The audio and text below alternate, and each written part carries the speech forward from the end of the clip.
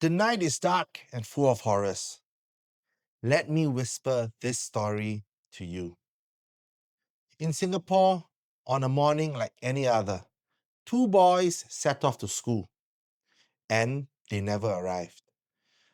Welcome to Asian Crime Stories with your Papa Midnight. This question has been asked for decades.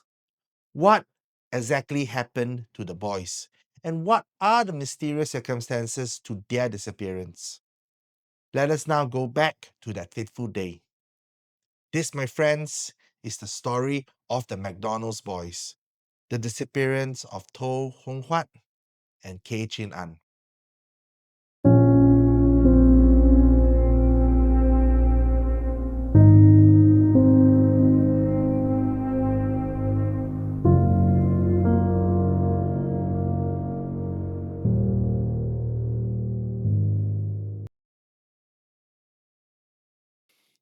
It was 14th May 1986, a regular Wednesday in Singapore.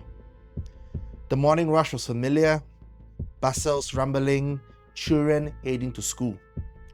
12-year-old Kei Chin An boarded his usual bus, waving a goodbye to his father. He looked forward to meeting his closest friend, To Hong Huat. On most days, they walked the last stretches of school together, side by side, talking about small things only children care about. That morning, Chin An reached school early. He handed his bag to a classmate, Huang Wei, and asked him to place it on his desk. And then Wei watched him run off in the direction of Hong Huat's home. Meanwhile, a short distance from school, 11-year-old Hong Huat was getting ready to leave. His mother usually followed him and Chin An to school. But that day he told her, "Don't worry, Mom. Chin An is waiting downstairs. I will go with him." And she let him. The school bells rang and lessons began. But Wei noticed Chin An never returned. He told the teacher something was wrong, and the school reached out to both families immediately. Both families rushed down to school, with Chin An's father confirming that he saw his son get onto the bus at 11:30 a.m. Hong Huat's mother remembered her son's last words at 12:30 p.m. At first, everyone hoped they had simply skipped class. But the hours stretched into the evening, and then into night. But still, no boys.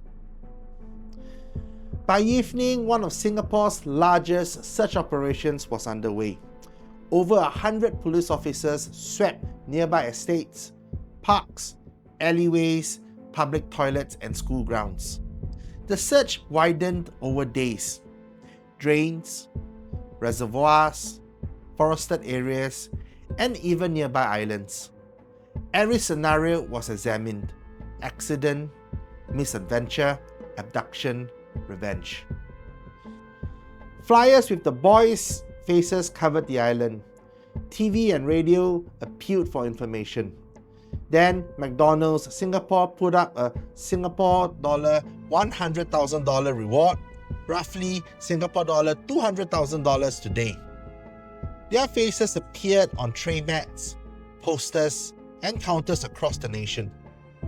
They became known as the McDonald's boys. The families added their own reward, though they were not wealthy themselves.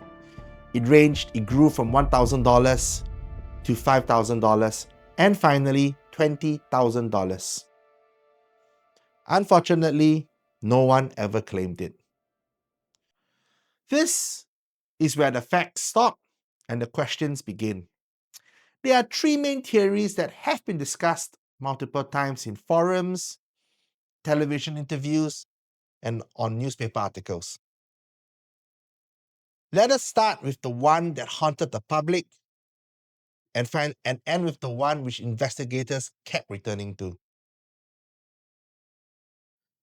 Soon after the boys vanished, both families received anonymous calls. One caller told Mr. K, "Stop wasting your time. Your son and his friend are dead. I have sacrificed them to my gods." Mr. K later suffered a stroke. This is a chilling theory. But when we really start thinking about it and putting the facts together, this theory falls apart. There has been no cult activity during that period of time, and if it was ritualistic, there has to be multiple cases. I have researched various databases, news articles, and even gone to the library, but have found no other similar cases of missing children. And really, it was most likely that the call was a hoax made by a very sick and sadistic individual. Some believe that the boys were abducted and smuggled across the border. There were even claims of limbless child beggars resembling the two boys. Again, when we gather the facts and analyze them, this theory also falls apart. Child traffickers tend to target low visibility victims, children who are alone, unprotected, and anonymous. These boys disappeared in broad daylight, in a populated area with no eyewitnesses accounts. Furthermore, there are many vulnerable children in countries like Thailand, Cambodia, and Indonesia.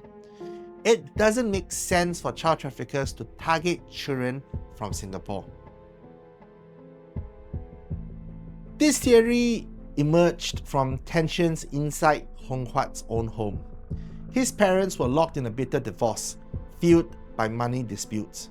They ran a bus business. His father, To Hundon, who I'll refer as To in this story, had sold some buses without informing Madam Tan, Huat's mother. After they separated, she refused to let him see his son. To was determined and frequently turned up at school and brought his son out to play. Teachers eventually reported his behavior to Madam Tan. Madam Tan reacted by changing schools and even moving house. As Madam Tan was a Malaysian, To believed she might have taken the boy back to Malaysia, but she never did. For 2.5 years, she walked her son to and fro from school every day. Even the school principal noticed and asked her why. She said that she was afraid Huat's father will find and take him away from her. Then, when Huat turned 12, Singapore law required registration for his identity card. She had to contact To again. 4 days before the disappearance, Huat went missing.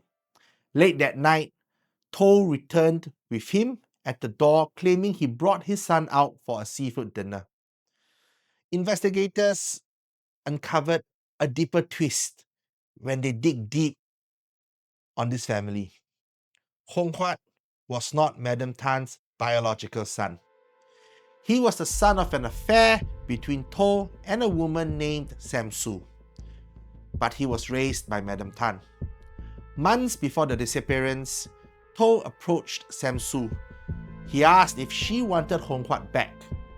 She refused, and he told her to keep this conversation quiet.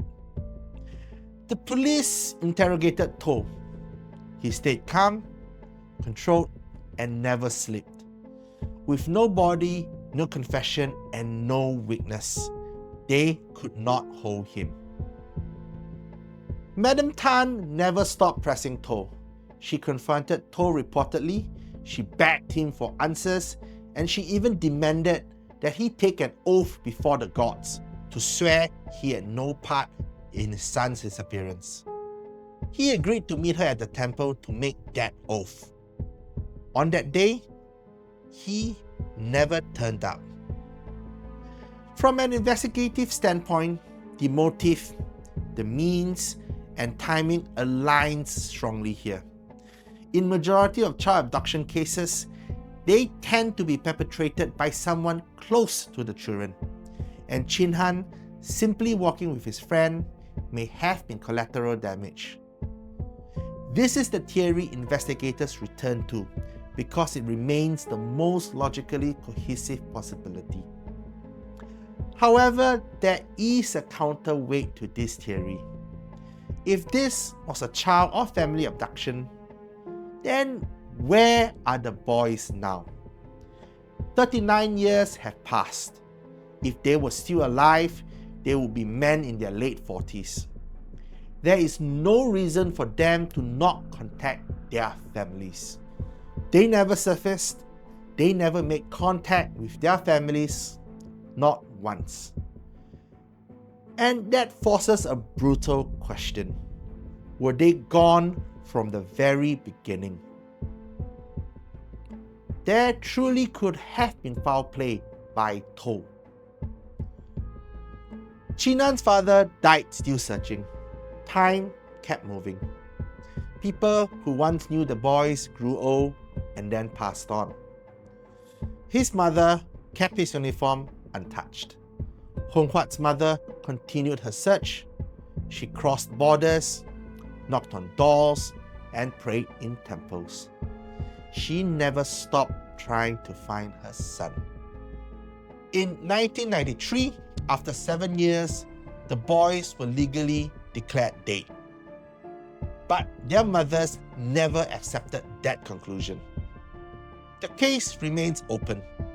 No remains, no confirmed leads. 2 boys walked into a regular school day and they never walked out. So, what do you think happened that day? Do share your thoughts in the comments. Sometimes the truth sits in a blind spot until someone finally shines a light on it. You could be that person who finally cracks this case. Well, this is Papa Midnight. Good night, wherever you are.